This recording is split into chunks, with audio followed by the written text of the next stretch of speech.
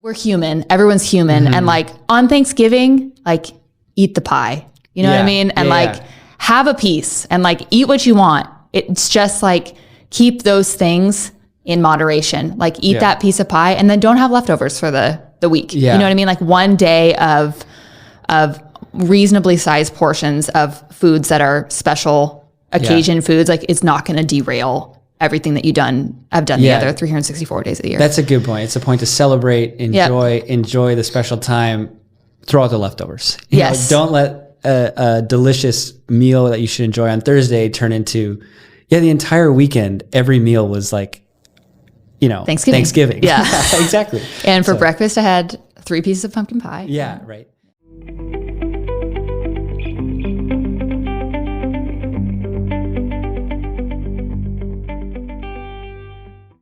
All right, Christy, what is up? It's Friday. It is Friday. Yeah, happy Friday out there to everyone who celebrates. And, we thought that now that we have had literally tens of people watch our videos, that we'd made it. We hit the big time. So we thought we'd get a little new background. Let me upgrade. Yes, that is exactly what we're doing. So this is pretty cool. For those of you who are watching, we hope you like the new backdrop. But let's talk today, Christy, about nutrition. Our whole purpose of this video series is to try to give anybody that walks through our doors at Kirkpatrick Family Care kind of a intro to health 101 for the things we think really, really matter to your life. There may not be a more important thing than nutrition. So I think maybe the first place to start would be like, there's so much information that is out there, and deciphering what is fact from fiction is super, super hard for the average person, let alone doctors. Yeah, us too. Right? So I was wondering if you could just take some time to separate out what is fact, what is fiction, what do we know, what do we not know, to try to help lay some sort of a groundwork for all of our patients. Yes, I think that is so well said. Like there's so much stuff out there, and just deciphering through it is hard for even like very well-versed scientists and medical professionals. So I think the first thing about diets, I don't even like using that words, but like eating patterns is like, there's no one size fits all approach. Everybody's like the best diet for you is always going to depend on your goals.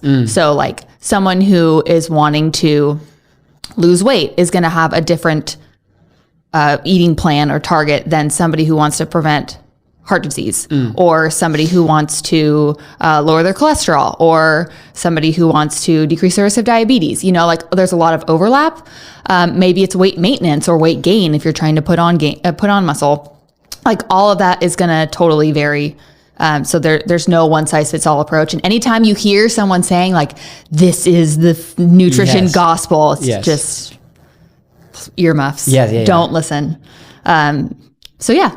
That's my first thought. That's a great point. I love how you said that, because I think a lot of people, when they hear nutrition, automatically think weight management. And that's like, maybe the most important thing, like that's super important, but really we should all have a goal in mind for what am I trying to have nutrition accomplish for me? And I think I would never have thought to start there. And so I love that you said that, of like, well, what's your goal? Like, tell me what your goal is. Because if you don't know your goal, like where are we going? Right. And it's also, I think there's also a difference between, this is sort of a tangent, but like there's a difference between like weight and being nourished. There are people who are at healthy weights or BMIs, but under or overnourished.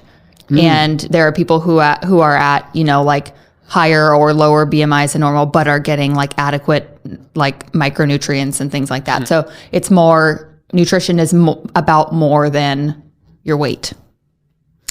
That's another good point. See, I'm glad we have you here, because I have lots of things. Apparently, I'm just not as smart as you at this. So you mentioned having people have their goals. Like, can you give me an example of a goal that a patient might have around nutrition? And then kind of, if you were taking a patient down, if this is your goal, kind of what things are we looking at to achieve that goal? The most common, I'm a weight loss doctor, so many of my patients come to me asking what is the best diet for me to lose weight. And again, like based on the research that we do have, the evidence that we do have is not super clear. Like we don't know a lot. But what we do know is that to lose weight, there needs to be a calorie deficit. So you need to be eating fewer calories than you're burning. And we also know that if you track what you're eating, whether it is counting calories or food journaling or whatever, even like not even every day, there is evidence that people who do that tend to lose more weight than those who don't. It makes sense, like a mindfulness thing. Even if they don't do it every day? Correct. Wow. I didn't know that. That's interesting. So I tell my patients, like, even if you are tracking like one day a week, if you're like, I hate counting calories or food journaling with a passion, like just do it one day a week. Having that pattern of mindfulness is really helpful. Other than that, it's all about what you can sustain. So I actually have a patient who this week was like, I love steak. Like he just loves meat. And I'm like, you know what? Like, for him, a plant-based diet is not going to be the way to go. Like he's going to feel like he's deprived if for sure. we make that the approach. So I'm like, okay, you love meat. So like maybe a high protein, low carbohydrate diet is best for you. Yeah. Or somebody who's like, I love my carbs. Like I just have to have bread. Like, okay, Bread's you so got, good. you're the bread king. Yeah, but like if you have to have bread in your life, okay, like we're going to find a way to do it, because this is all about sustainability and it's all about what you can manage. If people come to me and they're like, I don't know, like I don't even know where to start. Like where would you even start? The two patterns that I would recommend are the Mediterranean diet, which we'll talk more about in a minute. And then like high protein, low carb. Mediterranean diet tends to be very balanced. So for people to feel like it's sustainable, like they're not depriving themselves of any certain food groups, that's the reason I think that one is such a winner. And then high protein, low carb, you know, you fill up, protein is filling. And so you fill up on fewer calories. Within all of that, as long as it's within the calorie restriction, you know, like you really have a lot of flexibility to do whatever you want and feels manageable for you. Okay. Which is freeing. I think a lot of patients are like, this is great. That is a good point. It's like, because I can imagine like, you know, someone sees something in the grocery aisle, you know, or the grocery store, and they see the magazine that says like keto is the diet you should be on. I'm like, well, dang it, I've been vegan for the last 2 years because that's what they said last year that we were supposed to be or whatever, you know? And so it's just like constant like, oh, now I have to do this because this is what this magazine said. Now I have to do that. But you're saying like, that's not at all the case. It's like, what do you want to do? If you were going to achieve X goal, how are you going to do it? Is that meat? Is that high carb, low protein? What, you know, whatever it is, or probably wouldn't want low protein. But that is probably super freeing. And of course, I will say caveat, like, of course we want you to fill that with healthful foods. Like you could be in a calorie restricted diet and eat a package of Oreos in one day, like a whole package, and that's all you eat. And you're like, calorie restriction, like, please don't do that. I guess maybe the way to say it, if I'm hearing you, is that like, there are absolutely wrong diets that no matter what it is, like someone who starts their days with Twinkies and ends them with chocolate ice cream, that's probably not a story for success. But like, if you do that, we love you. Yeah, I don't blame you. It's delicious. We'll talk. It's okay. But like, there are lots of successful. There are plenty of absolutely no, that's not the right diet, but there are tons of, you can be successful with that. Yeah. I have a note in one of my, something from residency, I don't know what it is, but a lecture that I listened to that said all diets fail and all diets are successful. So anyone can fail on any diet and anyone can be successful on any reasonably healthy. What matters is you. Diet. Exactly. What matters is what fits you. That's so good. That's so good. So if weight loss would be a one, or weight maintenance, it sounds like whatever you feel like fits your personal needs. Can you tell me briefly about, like, I hear the term Mediterranean diet, and I tell people Mediterranean diet because there's a lot of benefits, not just out of weight, which I know we're going to get into. But can you tell me, like, sometimes I think a patient hears Mediterranean, they go, cool, I walked out of the doctor's office, I'm going to eat a Mediterranean diet. And they go, what am I supposed to eat? What am I going to eat? You know, like, right? Yeah. So can you tell, like, if you were going to have a 30-second, like, this is what the kind of foods you eat when you have a Mediterranean diet, like, what does that look like? What do actual meals look like? Yeah. So I would say it involves whole grains. So whole wheat, breads, brown rice, pastas in moderate portions, you know, not huge portions.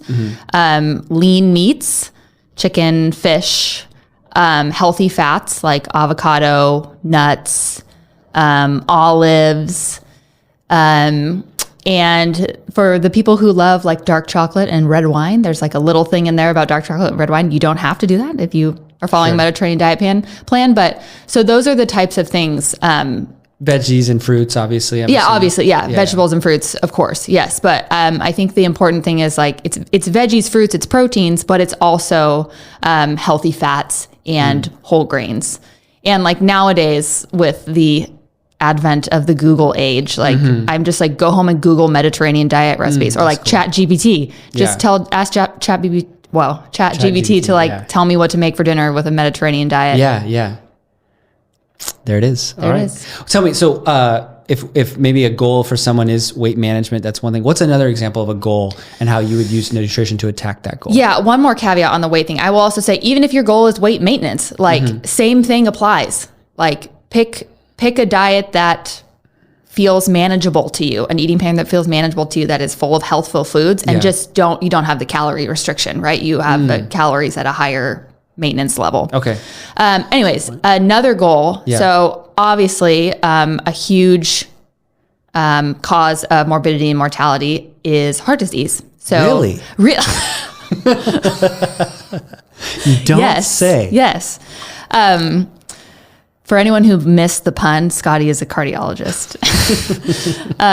So that's one thing I get into patients who have had heart disease problems in the past. They've had a heart attack or they've had a stroke, or they have high blood pressure. And those who say like, hey, I haven't had this, but like my mom had a heart attack or bypass surgery when she was 52, or like, you know, my uncle just died of a heart attack or has high blood pressure and I just don't want to get there. Then what should I eat? Yeah.